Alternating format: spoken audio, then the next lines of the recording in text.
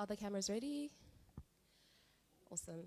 Afternoon, everyone, and welcome to today's pre-match press conference with David Miller from South Africa. Just a reminder, please, to ensure that you've got a microphone in your hand before you ask a question, just to assist our transcribers, and to wait for Lucy to also indicate when you can ask a question. Thank you.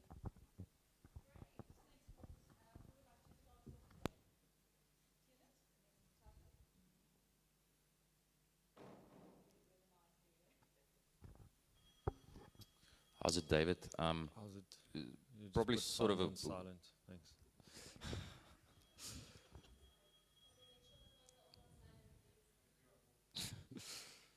Sorry. Probably a weird sort of game to yeah. Okay, let me start again. Sort of a weird sort of game because there's whatever happens, you already know who you're playing in the semi-final. So what do you guys sort of look to get out of it? Yeah, I don't think any international game is kind of a weird game. I think for us it's just continuing what we've really done in this World Cup and just nailing down on areas that we want to improve on from the previous game and yeah, I think it's a great opportunity to showcase what we can do and get some momentum into that semi.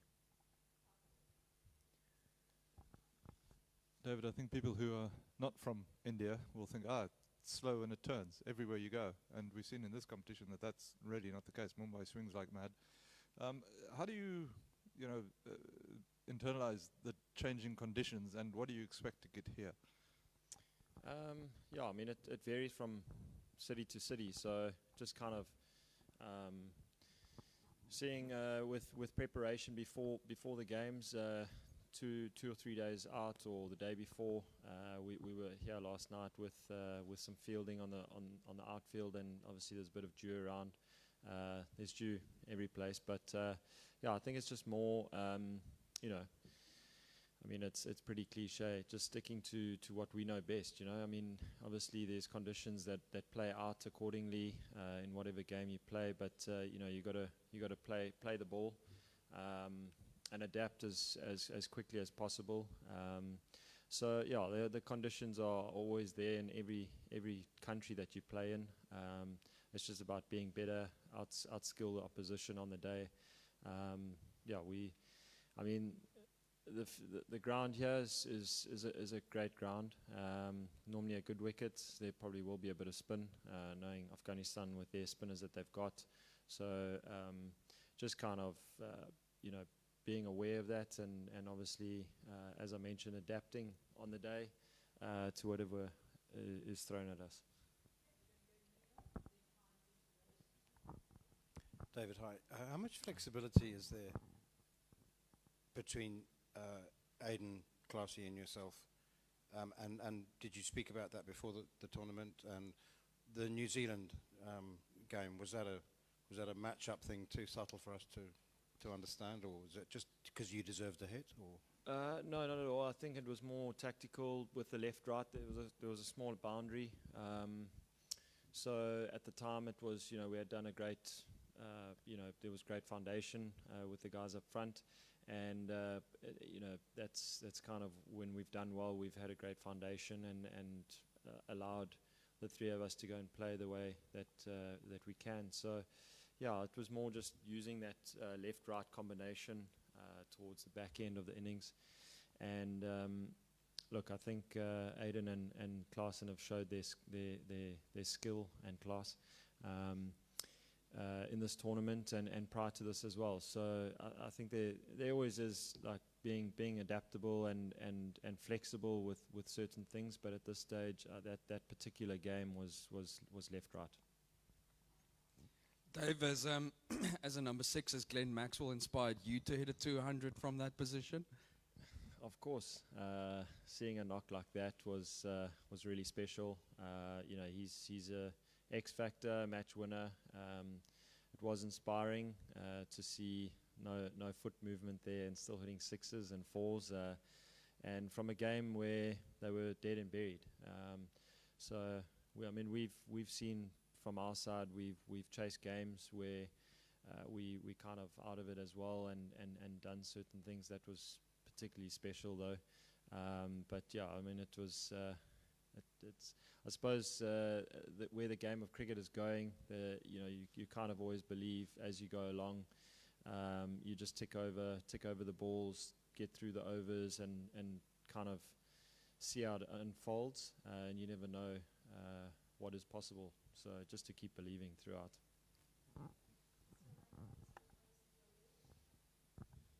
Yeah, David, just on that, as you say, they were in a pretty out position there, Australia, and then there was this idea of belief. What's your version of why South Africa have chased unsuccessfully twice and then successfully the once at this tournament?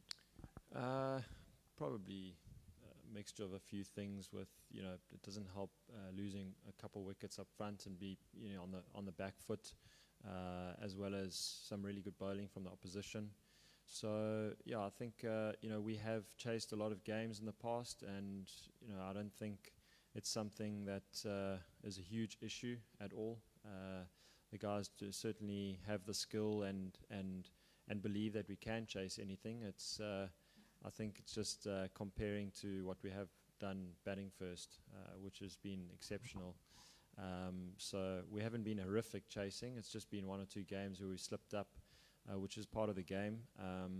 We have spoken about and dissected in that, and yeah, I mean, it's just about making sure that we've got that platform and giving ourselves the best chance to chase down a total. Yeah. Hi, Mihir from the Indian Express. What do you make of Afghanistan's run through this World Cup? And from your point of view, what's the good thing? What's anything that you like about them? Yeah, they've been really, really good to watch. They're a team that's certainly growing in confidence. They've showed that they can compete. This World Cup they've done really, really well, beaten some big teams, and it's something that we very aware of at World Cups, that there's no easy game in the game of cricket. So just to make sure that we're really well prepped, which with whatever game we're playing and team we're playing. So yeah, I mean, it's been good to watch the Afghanistan group going the way that they have, with the spinners that they've got, the batters up front. They've done really well. Their opening stands have been really good, and then contributions throughout the innings from their other batters. So they're a really strong team, and hence they have a chance to make the semi-finals. So it's good to see. I mean, that's the joys of World Cup. You see different teams doing well, people that don't necessarily rate a certain team exceeding in a certain phase of the World Cup. So it's great to see. Good for cricket. Hi. What do you say about Ahmedabad wicket and a largest stadium?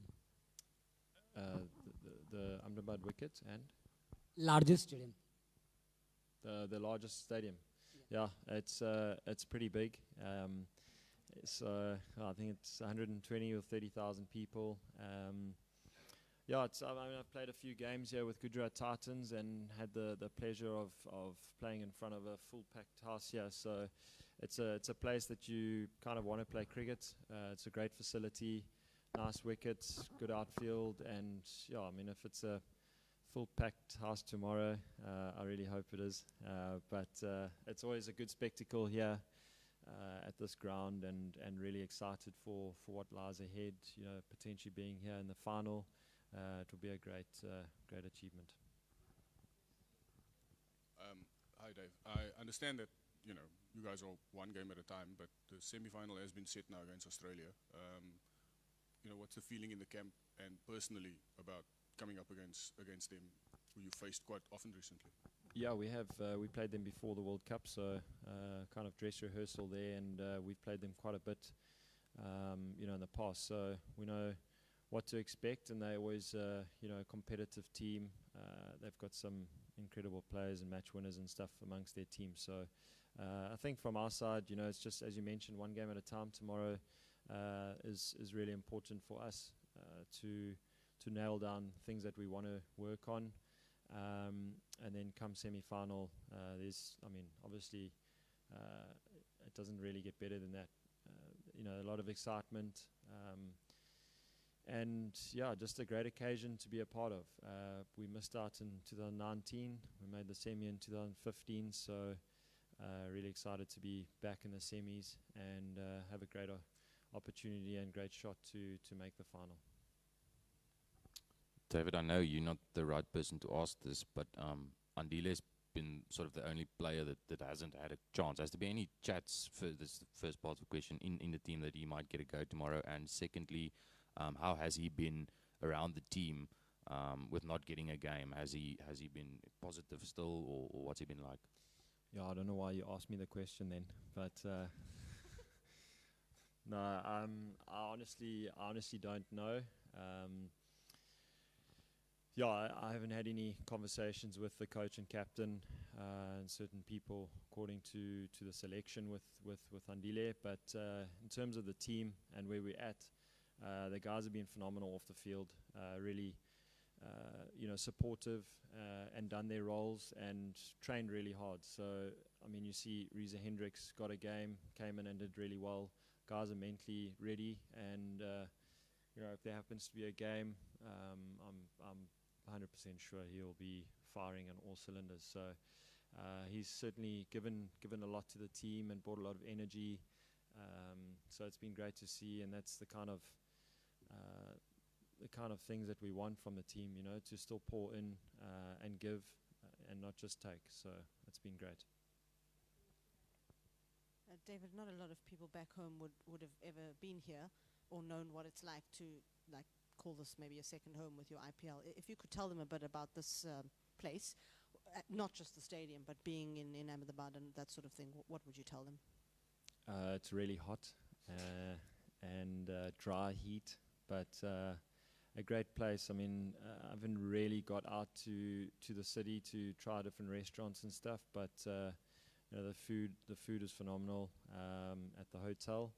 And it's always good to come to India. You always get looked after really well. The people are friendly and extremely helpful. So that's always a nice thing coming to India. Along with this ground, I mean, it's, as I mentioned, it doesn't really get better than this with the stadium that we've got. It's a phenomenal stadium. It's got great atmosphere, and just really looking forward to what lies ahead. Potentially having a game here in the final, and I mean, it's good to play cricket here. Thank you. Thanks, guys.